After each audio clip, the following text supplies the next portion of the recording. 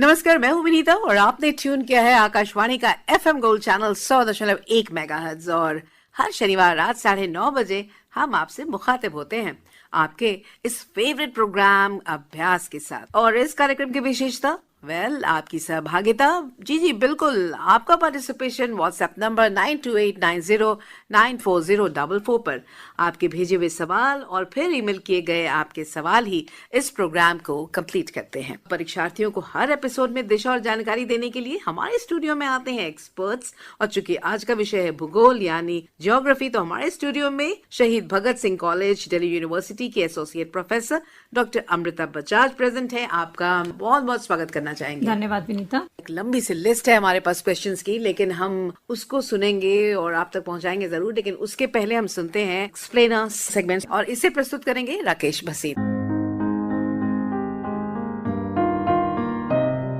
सरल शब्दों में कहें तो भूकंप पृथ्वी का हिलना है। ये ऊर्जा की रिहाई के कारण होता है जो सभी दिशाओं में यात्रा करने वाली तरंगों को उत्पन्न करता है।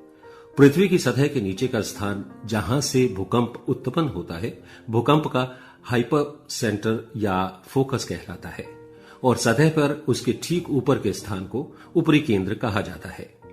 भूकंपीय तरंगे कहे जाने वाले कंपन पृथ्वी के माध्यम से यात्रा करते हैं और सीस्मोग्राफ नामक उपकरणों पर दर्ज किए जाते हैं। यद्यपि पृथ्वी सतह से एक ठोस स्थान की तरह दिखती है, ये सतह के ठीक नीचे अत्यंत सक्रिय है। टेक्टोनिक प्लेट्स लगातार आगे बढ़ रही हैं क्योंकि वे नीचे चिपचिपी मेंटल परत पर इधर उधर खिसकती हैं। प्लेट की सीमाएं दोषों से बनी होती हैं और जैसे जैसे प्लेट चलती है, भ्रंश के साथ चट्टानें विपरीत दिशाओं में चलती हैं। जैसे ही ऊपर की चट्टानें उन्हें दबाती हैं, घर्षण उन्हें एक साथ बंद कर देता है। हालांकि किसी समय प्लेटों के अलग होने की प्रवृत्ति घर्षण पर काबू पा लेती है। नतीजतन ब्लॉक एक दूसरे से अचानक स्लाइड करते हैं। इससे ऊर्जा के विमोचन के रूप में भूकंप आता है और ऊर्जा तरंगे सभी दिशाओं में गमन करती हैं। भूकंप तरंगे मूल रूप से दो प्रकार की होती हैं, शरीर की तरंगे और सतही तरंगे। शरीर की तरंगे फोकस पर ऊर्जा की रिहाई के कारण उत्पन्न होती हैं और पृथ्वी के शरीर के माध्यम से यात्रा करने वाली सभी दिशाओं में चलती हैं। शरीर की तरंगे सतह की चट्टानों के साथ परस्पर क्रिया करती हैं और तरंगों का एक नया समूह उत्पन्न करती हैं, जिन्हें सतह तरंगे कहा जाता है। ये तरंगे सतह के साथ चलती हैं और सीस्मोग्राफ पर रिपोर्ट करने के लिए अंतिम है। ये लहरें अधिक विनाशकारी होती हैं और चट्टानों के विस्थापन का कारण बनती हैं और इसलिए ढह जाती हैं। भूकंपीय तरंगों की विशेषताएं वैज्ञानिकों को पृथ्वी के आंतरिक भाग की संरचना को समझने में मदद करती हैं।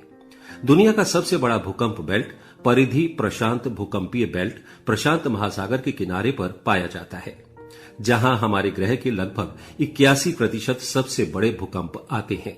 इसलिए इसने रिंग ऑफ फायर उपनाम अर्जित किया है।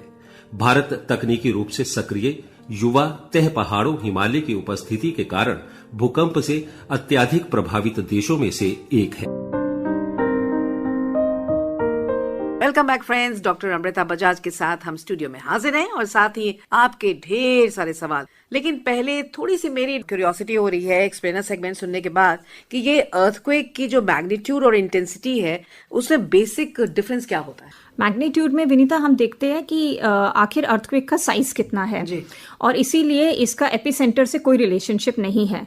दोनों को यूजुअली साथ में ही यूज किया जाता है, magnitude and intensity of an earthquake. तो अब इंटेंसिटी क्या है? तो इंटेंसिटी बेसिकली ये शो करती है कि कितना शेकिंग हुआ है और इसका डायरेक्ट रिलेशन हमारे एपिसेंटर से रहता है। जितना आप एपिसेंटर के पास अगर होंगे तो उतना शेकिंग आप ज्यादा फील करेंगे और अगर आप उससे डिस्टेंस पे रहेंगे तो उतना ही शेकिंग आप कम फील करेंगे। तो देखा जाए तो दोनों को हम साथ में यूज करते हैं बस, लेकिन अगर डिफरेंस के नाम पे देखें तो एक जो है वो अनचेंज्ड रहता है बिकॉज उसमें सिर्फ साइज मैटर करता है और इंटेंसिटी में हम बेसिकली उसकी शेकिंग वैल्यू के साथ उसको कंसिडर करते हैं। जी, मुझे ऐसा लगता है कि अब हमें अपने जो लिसनर्स के भेजे सवाल हैं उस तक पहुंचना चाहिए। तो ये पहला सवाल जो है वो है हिमानी कौशिक का, दिल्ली से ही पूछ रही हैं मैं हिमानी कौशिक दिल्ली से, और मेरा सवाल है कि परीक्षा की तैयारी के लिए पूरे मैप को किस प्रकार से तैयार किया जाना चाहिए। हिमानी ने बहुत अच्छा क्वेश्चन पूछा है विनीता, बिकॉज मैप जो है वो ज्योग्राफी की जान है। जी बिल्कुल। एक ये बहुत इंपॉर्टेंट टूल ज्योग्राफी में माना जाता है, और इसके लिए 4 बातों पे ध्यान देना बहुत जरूरी है मैप के लिए। सबसे पहली बात ये है कि अगर आप ज्योग्राफी के स्टूडेंट हैं और अगर आप किसी भी कॉम्पिटिटिव एग्जाम की तैयारी कर रहे हैं, तो एक स्केचिंग जो होती है मैप की, चाहे वो भारत का देखे आप या वर्ल्ड के मैप को देखे, एक उसकी स्केचिंग आप अपने दिमाग में रफली प्रैक्टिस करते रहे और साथ में उसका रेगुलर प्रैक्टिस भी करते रहे ऑन शीट्स और ये सब। क्यों? क्योंकि एक बार जब आप उसकी बाउंड्रीज, उसकी लोकेशंस को अच्छे से अंडरस्टैंड कर लेंगे, तो उसके बाद जो मैप के अंदर आप जिस चीज को पढ़ना चाहते हैं उसकी भी समझ आपको बहुत अच्छी होगी। और जैसे कि कहते हैं कि practice makes a man perfect, तो इसीलिए जितना आप उसकी स्केचिंग करके प्रैक्टिस करेंगे, जितना आप अभ्यास करेंगे, बिल्कुल बिल्कुल, जितना आप उसका अभ्यास करेंगे। और दूसरी चीज ये है कि मान लीजिए अगर मैं किसी चीज को पढ़ रही हूँ कि कोयले का डिस्ट्रीब्यूशन कहाँ कहाँ है भारत में, तो मेरे लिए ये जरूरी है कि उसको पढ़ते समय ही मैं एक मैप खोलूं और उसका डिस्ट्रीब्यूशन वहां पे मार्क कर दूं। इस तरीके से वो चीज मैंने पढ़ भी ली और उसकी मार्किंग भी मेरे साथ मैंने समझ ली है, जो कि एक स्पेशली सिविल पर्सपेक्टिव से, क्योंकि इसी तरीके के क्वेश्चन आते हैं, तो बहुत इंपॉर्टेंट चीज है। तीसरी चीज ये है कि आप करंट लोकेशंस पे भी ध्यान दें। जैसे मान लीजिए फॉर एग्जांपल बैरन आइलैंड की बात कर रहे हैं, वहां पे वोल्केनिक इरप्शन हुआ है, या वर्ल्ड में अभी कहीं जगह लेटेस्ट वोल्केनिक इरप्शन हुए हैं, तो हमारे दिमाग में ये रहना चाहिए कि ज्यादातर competitive examination in latest location के बारे में बहुत इंफॉर्मेशन लेते हैं, तो इन लेटेस्ट लोकेशंस को फटाफट से उनके बारे में पढ़ के उनको मार्किंग उनकी सीख ले आप मैप के अंदर ही। और चौथी चीज ये है कि जैसे कुछ कॉम्पिटिटिव एग्जाम में, स्पेशली सिविल्स में, आपके पास क्वेश्चन आते हैं कि आपको मैप के साथ साथ उनके बारे में लिखना भी होता है। फॉर एग्जांपल आपको एक लोकेशन दे दी, आप मार्क भी कर रहे हैं, उसके बारे में आपको लिखना भी है। अब बच्चे क्या करते हैं, लोकेशन भूल गए तो वो लिखेंगे भी नहीं। तो आप मैपिंग के साथ साथ ये देखें कि अगर आप जगह भूल गए, मान लीजिए आप लोथल के बारे में बात कर रहे हैं और आपको ध्यान में नहीं रहा कि लोथल कहाँ है मैप में, तो एटलीस्ट आप ये लिखिए कि लोथल एक बहुत इंपॉर्टेंट जगह है, हमारी हड़प्पन सिविलाइजेशन से कनेक्टेड है, कि आपके कहीं ना कहीं आपकी जो मार्क्स की स्कोरिंग है वो थोड़ी बहुत सेफर साइड पे रहे। तो इसी तरीके से आप एक मैप की अच्छे से प्रिपरेशन कर सकते हैं। माने ऐसा भी हो सकता है अगर वो मैप में थरो हो तो उनको अच्छे से मैप को ही पढ़कर वो काफी कुछ लिख सकते हैं। बिल्कुल लिख सकते हैं, इसीलिए मैपिंग और उसके बारे में लिखना दोनों साथ के साथ जाता है। तभी मैंने सजेस्ट किया कि आप जैसे ही अपनी तैयारी कर रहे हैं, किसी चीज के बारे में पढ़ रहे हैं, अपने साथ में मैप रखे, उसकी लोकेशन देखे, उसको मार्क करे, तो एक बहुत बेहतरीन तरीका है मैप को प्रिपेयर करने के लिए। अगला सवाल भारत जोशी अल्मोड़ा उत्तराखंड से, वो पूछ रहे हैं प्लेट विवर्तनिकी तथा महाद्वीपीय विस्थापन के सिद्धांत पर चर्चा करें। अच्छा, ये तो देखिए बहुत इंपॉर्टेंट थियोरीज मानी जाती है ज्योग्राफी में, जिनको हम कॉन्टिनेंटल ड्रिफ्ट और प्लेट टेक्टोनिक थ्योरी कहते हैं। अच्छा। और कॉन्टिनेंटल ड्रिफ्ट थ्योरी जो है, जिसको आप महाद्वीपीय विस्थापन सिद्धांत कह रही हैं विनीता, वो वेगनर ने दी थी 1912 में।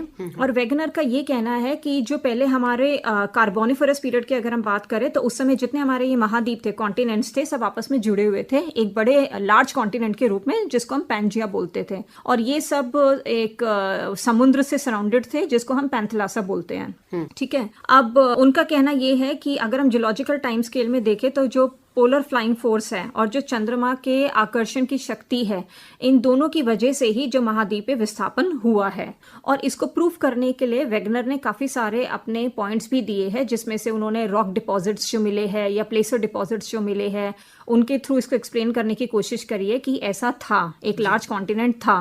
और उसके साथ साथ ये भी बताया है कि जो सदर्न पार्ट था गोंडवाना लैंड बन गया था, जो नॉर्दर्न पार्ट था वो हमारा लोरेशियन लैंड बन गया था, और बाद में इनका फर्दर इनका स्प्लिट अप हुआ है छोटे कॉन्टिनेंट्स में। और इसके साथ साथ उन्होंने एक और प्रूफ दिया है, जिसे हम जिक्सो पजल भी कहते हैं, जिक्सो फिट कहते हैं, जिसमें उन्होंने बताया है कि अगर हम साउथ अमेरिका और अफ्रीका की दोनों की कोस्ट लाइन को देखें और कंप्यूटराइज तरीके से उनको जोड़ने की कोशिश करें, तो एक बहुत अच्छा फिट इन होता है वहां पे। तो ये जिक्सो फिट कहीं ना कहीं प्रूफ करता है कि ये थ्योरी कहीं ना कहीं एप्लीकेबल है, और अगर जियोलॉजिकल टाइम स्केल में देखें तो ऐसा पॉसिबल था।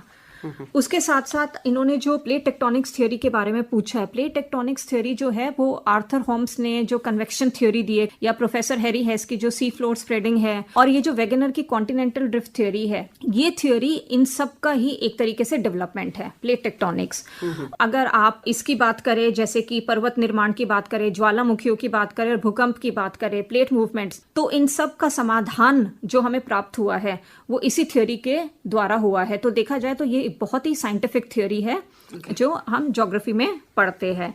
अब प्लेट टेक्टोनिक्स का सिद्धांत क्या है बेसिकली? ये सिद्धांत कहता है कि जो हमारी क्रस्ट है वो काफ़ी सारी टेक्टोनिक प्लेट्स में डिवाइडेड है, और ये जो प्लेट्स, ये जो विभाजित है, ये सब प्लेट एक दूसरे के सापेक्ष में गतिमान भी है। अब इस सिद्धांत के अनुसार 3 प्रकार की हमें प्लेट बाउंड्रीज मिलती हैं, जिन्हें हम कहते हैं कॉन्टिनेंटल प्लेट्स, ओशियानिक प्लेट्स और ओशियानिक प्लस कॉन्टिनेंटल प्लेट्स। और जहाँ तक कि हम बात करें अमेरिकन अर्थ साइंस एकेडमी की, तो उन्होंने ये बताया है कि 7 बड़ी प्लेट्स हैं और 6 छोटी प्लेट्स हैं। अब कुछ जगह आप पढ़ेंगे कि 6 की जगह 7 या 8 छोटी प्लेट भी बताते हैं, लेकिन इसीलिए मैंने यहाँ पे कोट करा है अमेरिकन अर्थ साइंस एकेडमी को, जिसके हिसाब से 7 प्लेट्स हैं हमारे पास लार्ज, जो कि है north America, south America, Africa, Eurasian, Pacific, Indo Australian and Antarctica. और 6 जो छोटी प्लेट है वो है हमारी Caribbean, Cocos, Scotia, Nazca, Arabian plate and Philippine plate. और ये सिद्धांत कहता है कि अर्थ रोटेशन की वजह से, जियोथर्मल हॉटस्पॉट और ग्रेविटेशनल, उसकी वजह से इन प्लेटों का विस्थापन होता है। और विस्थापन की वजह से 3 तरीके के बाउंड्री मोशन भी होते हैं, जो कि है डाइवर्जेंट, कन्वर्जेंट और ट्रांसफॉर्म्ड। डाइवर्जेंट क्या होता है कि जहाँ पे 2 प्लेट एक दूसरे से अलग मूव करती है और एक नए तरीके के वहाँ पे लैंडफॉर्म का क्रिएशन होता है, जिसे जैसे कि हमारा जो मिड ओशियानिक रिज है डाइवर्जेंट बाउंड्री की वजह से ही डेवलप हुआ है। कन्वर्जेंट बाउंड्री है जहाँ पे दोनों प्लेट एक दूसरे से टकराती हैं, और इस टकराहट की वजह से ही हमारा माउंटेन बिल्डिंग और हमारा ये जो डीप अर्थक्वेक्स और इनके बारे में बात करते हैं, ये सब रिजल्ट ऑफ कन्वर्जेंट बाउंड्रीज है। और लास्ट वाली जो बाउंड्री है, जिसे हम ट्रांसफॉर्म प्लेट बाउंड्री कहते हैं, इसमें वो एक दूसरे से स्लाइड करती है प्लेट, तो ना ही कुछ बनता है ना ही कुछ बिगड़ता है, लेकिन कहीं ना कहीं जो एग्जिस्टिंग लैंडफॉर्म है वो थोड़ा बहुत चेंज जरूर हो सकता है। और जो फ्रैक्चर जोन होती है, जो चेंज से होती है फ्रैक्चर जोन, ये एक ट्रांसफॉर्म प्लेट बाउंड्री के रूप में निकल कर आती है। जैसे कि हमारा सैन एंड्रियास फॉल्ट जो है वो ट्रांसफॉर्म फॉल्ट है एक तरीके का। तो ये पूरा है कंसेप्ट कॉन्टिनेंटल ड्रिफ्ट और प्लेट टेक्टोनिक थ्योरी का। हम अपने दोस्तों को ये भी बता दें कि जिन लोगों को इस कार्यक्रम से जुड़ना है उन्हें करना क्या है।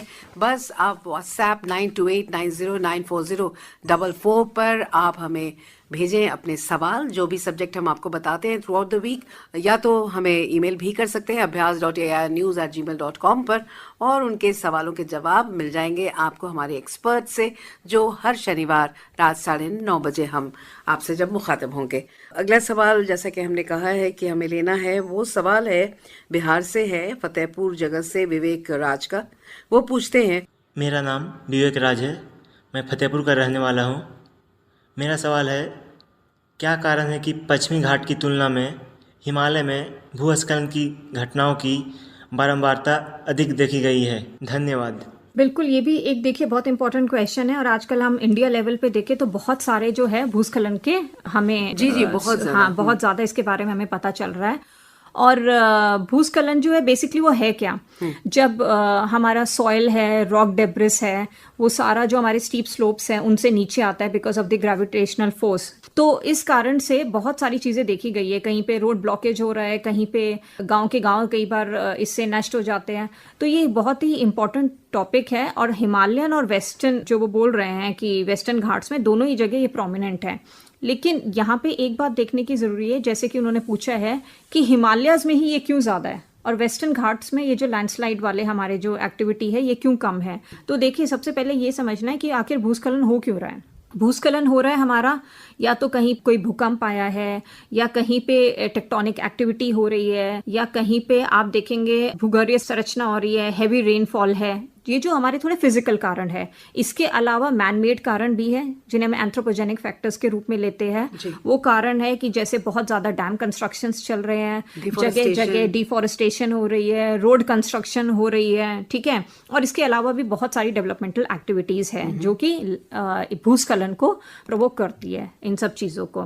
अब हिमालयाज जो है हमारे, हिमालयाज में ये ज्यादा भूस्खलन की एक्टिविटी आपको मिलेगी एज कम्पेयर टू वेस्टर्न घाट, क्योंकि हिमालय क्षेत्र में टेक्टोनिक एक्टिविटी बहुत ज्यादा है, और उनकी हाइट भी हम देखा जाए तो वेस्टर्न घाट्स के मुकाबले काफी ज्यादा है। वहाँ पे हैवी रेनफॉल और mix type of geological structure आपको मिलती है। मिक्स टाइप कैसी है कि वहाँ पे आपको पत्थरों के साथ साथ मिट्टी का भी मिलेगा। आपको लगेगा कि जैसे रेत के पहाड़ बने हुए हैं, जैसे कि हम हिमालय में घूमने जाते हैं तो आपने भी ये नोटिस करा होगा विनीता, कि ऐसा लगता है जैसे मिट्टी से वो कवर है पहाड़। तो ये जो मिक्स जियोलॉजिकल स्ट्रक्चर है ये भी अपने आप में काफी इंपॉर्टेंट फैक्टर है। और जैसी हैवी रेनफॉल होती है और टेक्टोनिक एक्टिविटी या वोल्केनिक एक्टिविटी होगी तो इसीलिए वहाँ पे लैंडस्लाइड की जो इंटेंसिटी है वो ज़्यादा होती है और ज़्यादा लार्ज स्केल में होती है, क्योंकि वहाँ पे स्लोप्स भी जो है वो ज़्यादा स्टीप है। वेस्टर्न घाट में आपको निम्न टेक्टोनिक एक्टिविटी मिलेगी। जो जियोलॉजिकल स्ट्रक्चर है वो बेसिकली रॉक स्ट्रक्चर है, तो मिट्टी नहीं है कि मिट्टी फटाफट से जो आ जाती है आपके नीचे, वो वाली दिक्कत वहाँ पे आपको कम मिलती है। और साथ में क्या है कि वहाँ पे ऊंचाई भी हिमालयाज के, अगर हम देखें हिमालयाज के कंपैरिजन में, तो कम है। तो इन्हीं वजह से लैंडस्लाइड की जो एक्टिविटी है, भूस्खलन की एक्टिविटी, आपको वेस्टर्न घाट्स में कम मिलती है और हिमालयन एरियाज में ज़्यादा मिलती है। ये तो सच बात है ना कि एग्जामिनेशन में बहुत प्रेशर होता है, और ये जो म्यूजिक है बहुत ही स्ट्रॉन्ग माध्यम है जिससे कि उन्हें रिलैक्सेशन मिलता है। और मुझे ऐसा लगता है कि डॉक्टर अमृता, अगर आप अलाउ करेंगी तो एक प्यारा सा गाना हम अपने लिसनर्स को सुनाएंगे। जरूर विनीता। तो ये बहुत ही मीनिंगफुल सॉन्ग है फिल्म आनंद से, जिंदगी कैसी है पहेली। जिंदगी कैसी है पहेली, हाय कभी तो हंसाए कभी ये रुलाए।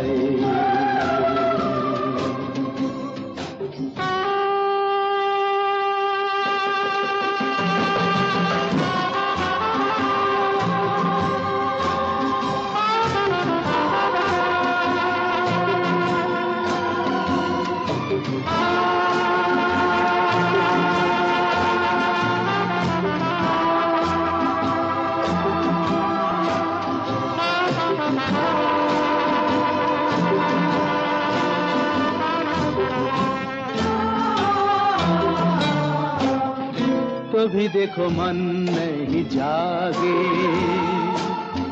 पीछे पीछे सपनों के भागे। तो भी देखो मन नहीं जागे, पीछे पीछे सपनों के भागे। एक दिन सपनों का राही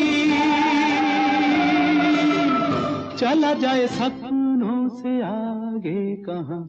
जिंदगी कैसी है पहेली, हाय कभी तो हंसाए कभी ये रुलाए।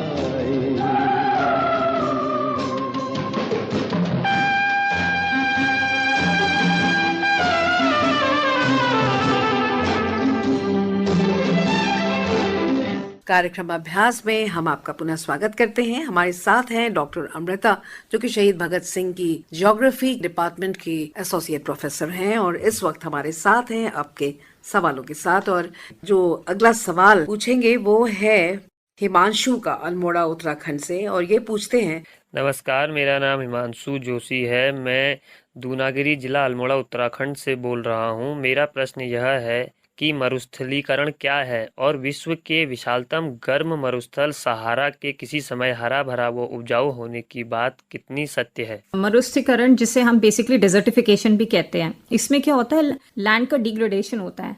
एक लैंड जो हरा भरा फर्टाइल रहा है और वहाँ पे फ्लोरा और फौना दोनों बड़े अच्छे अमाउंट में मिलता है, तो एकदम से वहाँ कुछ कारणों की वजह से जब वो अपना फ्लोरा फौना लूज कर देता है, लैंड डिग्रेडेड हो जाता है। जैसे कि अगर मान लीजिए वहाँ पे ड्राउट आ जाए, सूखा आ जाए, और या लार्ज स्केल पे डिफॉरेस्टेशन एक्टिविटी हो जाए वहाँ पे, या क्लाइमेटिक चेंज हो जाए। जैसे कि आपने देखा कि आजकल क्लाइमेट चेंज की वजह से जहाँ बारिश नहीं होती थी वहाँ बारिश होती है, और जहाँ बारिश होती थी वहाँ सूखा होता है। तो इस तरीके के जो क्लाइमेट में चेंजेस आ रहे हैं, कुछ हमारी ह्यूमन एक्टिविटीज, जैसे कि हम गलत तरीके से अपनी एग्रीकल्चरल एक्टिविटीज को करते हैं, इन सब कारणों की वजह से डेजर्टिफिकेशन जो है वो बहुत हो रहा है। और काफी सारे वर्ल्ड के एरियाज है, इंक्लूडिंग इंडिया का भी काफी एक परसेंटेज जो है वो डेजर्टिफिकेशन की वजह से हमारा खराब हो चुका है। अब जैसे कि ये पूछ रहे हैं कि क्या सहारा के हरा भरा होने का, तो हाँ, ये बिल्कुल बात सही है। और जब हम पढ़ते हैं तो हम देखते हैं कि 15,000 to 5,000 ईयर्स के अगर हम डेटा देखें तो उसमें ये बात दिखाई गई है कि सहारा एक टाइम पे बहुत ही हरा भरा था, plenty of flora and fauna was there. लेकिन काफी सारी थियोरीज आई हैं जिनकी वजह से एक्सप्लेन किया गया है कि कैसे सहारा में आज ये प्रॉब्लम है कि वो तब एक डेजर्ट बन के रह गया है। तो इस बात को तो डिनाई नहीं कर सकते कि ये बात बिल्कुल सच है। और इसके बारे में अगर वो जानकारी चाहते हैं तो काफी थियोरीज जो आई हैं वो उनको पढ़ सकते हैं कि मतलब किस तरीके से ये सिचुएशन अराइज हुई है। जी मैम, अच्छा होगा अगर 2-4 ऐसी पुस्तकों के नाम भी आप उन्हें बता दें। बिल्कुल, एक तो देखिए जो हमारी कॉम्पिटिटिव लेवल की बुक्स हैं उन सब में ये वाला डेटा आपको मिल जाएगा। अब जैसे अगर आपको बेसिक कंसेप्ट्स को याद करना है तो रूपा पब्लिकेशंस की बुक है physical geography made simple, human geography made simple, जो छोटे संक्षेप में और आपको काफी इंफॉर्मेशन ज्योग्राफी की देते हैं। उसके बाद आपके पास अगर आप इंडिया लेवल की ज्योग्राफी पढ़ना चाहते हैं तो आपके पास खुल्लर की बुक है ज्योग्राफी ऑफ इंडिया। अगर आप वर्ल्ड लेवल की पढ़ना चाहते हैं तो वर्ल्ड ज्योग्राफी स्पेक्ट्रम है। तो बहुत सारी बुक्स हैं मार्केट में, और मतलब बच्चा अपने हिसाब से कि वो किस सब्जेक्ट की तैयारी कर रहा है ज्योग्राफी में, स्पेशली उसका फोकस किस उस पे चाहिए उसको, वो उन किताबों को देख सकता है। तो बस इसी से जुड़ा हुआ एक अगला सवाल जो हम आपको अभी पूछने वाले हैं वो है विशाल शर्मा का हरिनगर दिल्ली से, और वो पूछते हैं, मेरा नाम विशाल शर्मा, मैं दिल्ली हरिनगर से बात कर रहा हूँ। मेरा प्रश्न ये है कि मेंस परीक्षा में ज्योग्राफी के लिए क्या अप्रोच हो। देखिए मेंस की जब हम तैयारी कर रहे हैं ज्योग्राफी में तो सबसे अच्छी बात जो है वो ये है कि चीजों को पढ़ना बहुत आसान है, और उस आसानी की शुरुआत होती है कि जब हम previous year of question papers लेते हैं तो आप उन क्वेश्चन पेपर्स को सबसे पहले ले और उसमें देखिए कि कौन से आपके बहुत रिपीटेड क्वेश्चन है। देखिए ये इस बात में तो आप डिनाई नहीं कर सकते कि हर साल कुछ ना कुछ क्वेश्चन बहुत रिपीटेड होते हैं। उन क्वेश्चन को आप सबसे पहले प्रिपेयर करें, हर क्वेश्चन के साथ उसका आंसर लिखे, जो भी उसमें रिक्वायर्ड स्केचेस या मैपिंग की एक्टिविटी है उनको पूरा करें। उसके बाद जो थोड़े आपको लगता है थोड़े कम रिपीटेड है फिर आप उन पे जाए, और सब्सिक्वेंटली जो बाकी क्वेश्चंस हैं आप उन पे जाए। तो ये तो आपका फर्स्ट स्टेप है कि आप स्टेप बाय स्टेप अपने सारे क्वेश्चंस को कंप्लीट कर रहे हैं। एक बार जब आपके सारे आंसर्स कंप्लीट हो जाए तो आप टेक्स्ट बुक को रेफर करें, अच्छी टेक्स्ट बुक को इंक्लूडिंग एनसीईआरटीज, और इन टेक्स्ट बुक्स के सहारे से आप देखें कि कहाँ आपके आंसर्स में कुछ कमी है या आपने गलत आंसर लिखा है, और उनको इनके थ्रू आप सब्सटैंशिएट करने की कोशिश करें उसके कंटेंट को। जब आपने इतने सारे आंसर्स लिख लिए, अपने टेक्स्ट बुक को पढ़ लिया, तो ऑब्वियसली आप में कॉन्फिडेंट खुद ही आ गया कि अब आप अच्छा आंसर लिख सकते हैं।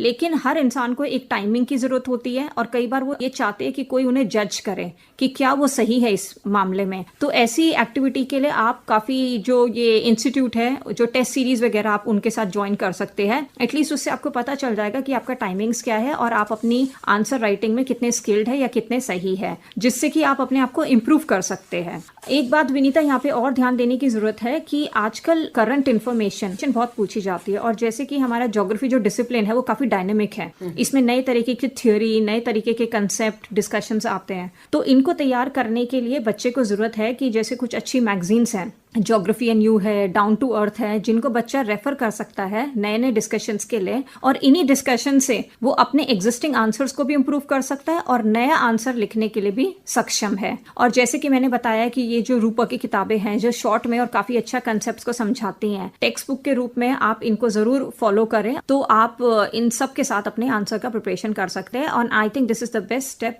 which you can do. Okay, and above all, lots and lots of practice. That's अभ्यास जितना आप करेंगे आप उतना ही पॉलिश्ड होंगे और उतना ही बढ़िया परफॉर्म करेंगे। और हम फिर श्रोताओं को ये बताना चाहेंगे कि ये कार्यक्रम उनके लिए ही है, और उनकी जिज्ञासा सब्जेक्ट वाइज जो वो व्हाट्सएप और ईमेल के जरिए प्राप्त करते हैं हम, और जिस तरीके से हमारे एक्सपर्ट उसका जवाब देते हैं, निश्चित तौर पर बहुत ही इंटरेस्टिंग होता है। और इंटरेस्टिंग है हमारा एक और सेगमेंट फैक्ट फाइल। तो आइए सुनते हैं टेक वंडर्स के बारे में, उसे बता रहे हैं राकेश बसेन। टेक अजूबे।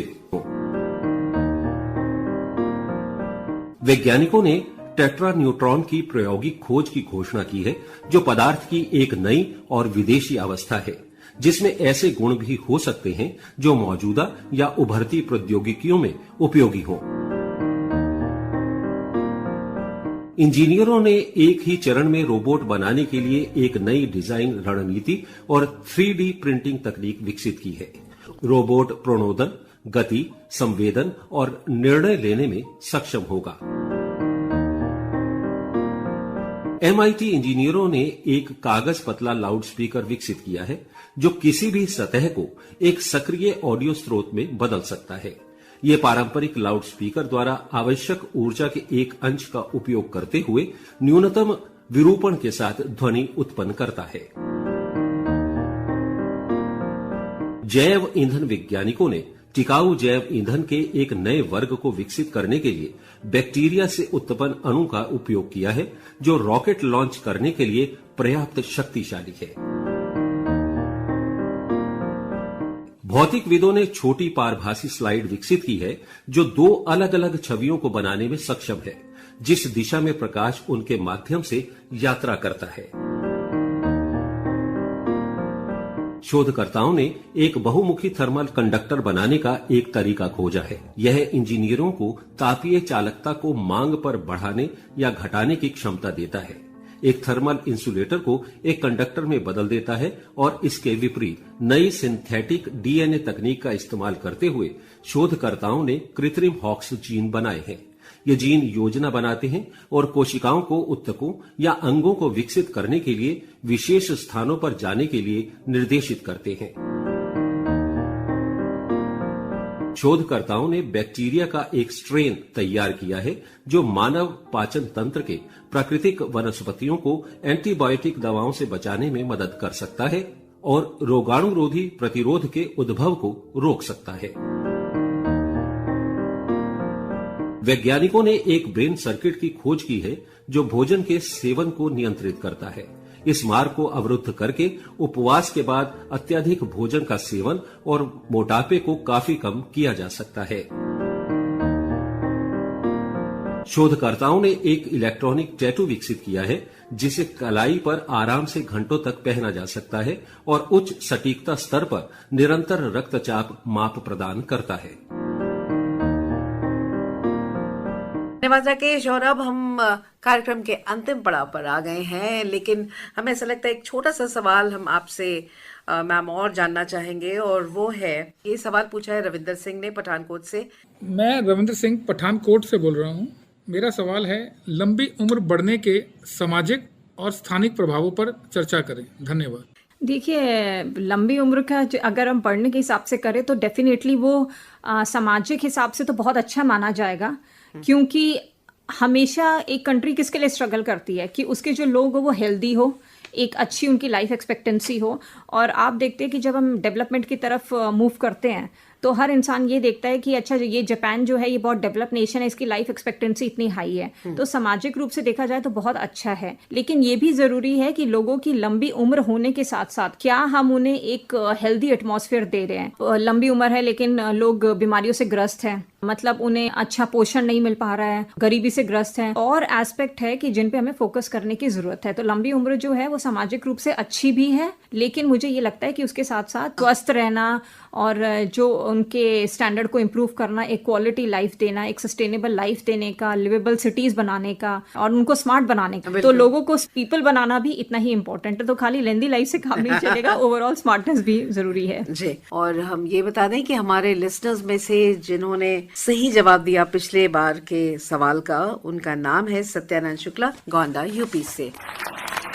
और अब सवाल, कौन से ऐसे मेजर फैक्टर्स हैं जो इंटेंसिटी और मैग्नीट्यूड ऑफ लैंडस्लाइड को गवर्न करते हैं? वाह, बहुत बढ़िया। और अगर इस कार्यक्रम को आपने ध्यान से सुना है तो निश्चित तौर पर आपके लिए बहुत ही इजी होगा इस सवाल का जवाब देना। और हम अपने लिसनर्स को ई सर्टिफिकेट प्रदान करते हैं जो सही जवाब देते हैं और जो सबसे पहले देते हैं। और दोस्तों, अब दे दें हम आपको परीक्षाओं की जानकारी।